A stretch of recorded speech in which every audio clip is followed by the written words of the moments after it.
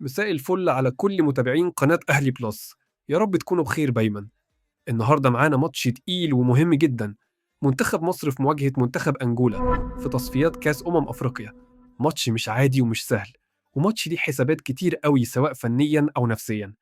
مباراة مصر وأنجولا هتتلعب اليوم الاثنين في تمام الساعة 6 مساء بتوقيت القاهرة على ملعب أغادير الكبير في المغرب.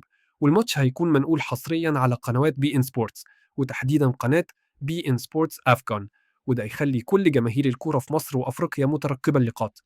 أهمية الماتش ده كبيرة جدا لمنتخب مصر، لأنه مش بس ماتش نقاط، لكنه ماتش تثبيت شخصية وإرسال رسالة قوية لكل المنافسين إن منتخب مصر داخل البطولة دي علشان ينافس على اللقب، مش مجرد مشاركة أو عبور دور مجموعات. ولو جينا نبص على تاريخ المواجهات بين مصر وأنجولا، هنلاقي إن الماتشات دايما كانت صعبة ومقفولة، ومفيش حاجة اسمها خصم سهل في أفريقيا.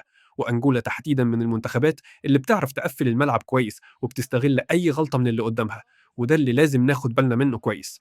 منتخب أنجولا بيعتمد بشكل أساسي على القوة البدنية والسرعات، وبيحب يلعب على التحولات السريعة، يعني أول ما يقطع الكرة يطلع بيها قدام بسرعة، وده بيخلي أي فريق يضغط عليه لازم يكون منظم ومش متهور.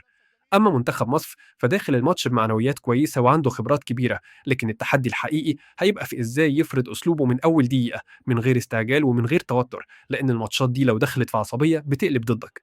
فنيا الخطة المتوقعة لمنتخب مصر هي اللعب على السيطرة والاستحواذ مع ضغط متوسط إلى عالي، ومحاولة تضييق المساحات في نص الملعب، لأن خطورة أنجولا الحقيقية بتيجي لما تلاقي مساحات.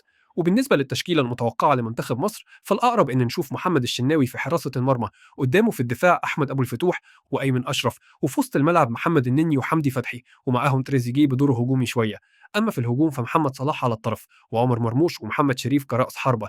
التشكيلة دي بتدي توازن كبير، لأن عندك عناصر دفاعية تعرف تقفل، وعندك في نفس الوقت لعيبة سريعة ومهارية قدام تقدر تستغل أي مساحة، خصوصا مع تحركات صلاح ومرموش.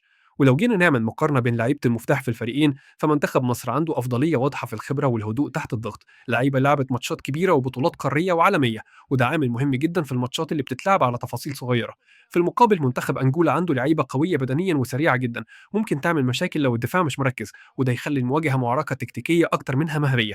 لو منتخب مصر سجل بدري ده هيبقى أفضل سيناريو ممكن، لأن أنجولا هتضطر تطلع من مناطقها وتسيب مساحات، وده هيخلي اللعبة أسهل وهيفتح فرص إننا نقتل الماتش بدري. أما لو الماتش اتأخر في التسجيل، هنا الضغط هيزيد، ولازم الهدوء وعدم الاندفاع، لأن أي استعجال ممكن يفتح الملعب قدام المرتدات، وده أخطر سيناريو. وفي حالة إن أنجولا ضغطت أو سجلت الأول، هنا هيبان دور الخبرة وقدرة المنتخب على الرجوع في الماتش، ودي لحظات بتفرق بين فريق كبير وفريق عادي. تكتيكيا أهم حاجة في الماتش ده هي المسافات بين الخطوط وعدم ترك فراغات، مع تدوير لعب سريع واستغلال الأطراف، لأن عمق دفاع أنجولا بيبقى دايما مزدحم.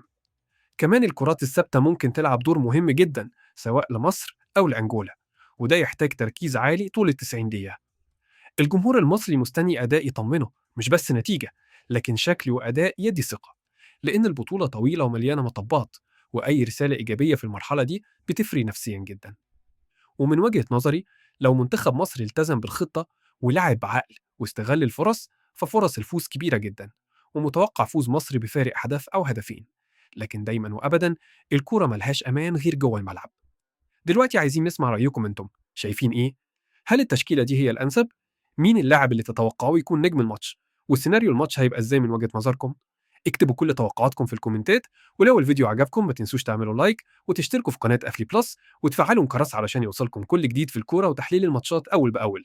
واستنونا بعد الماتش في تحليل شامل لكل اللي حصل جوه الملعب. كان معاكم أبو سمرة من قناة أهلي بلس، سلام عليكم.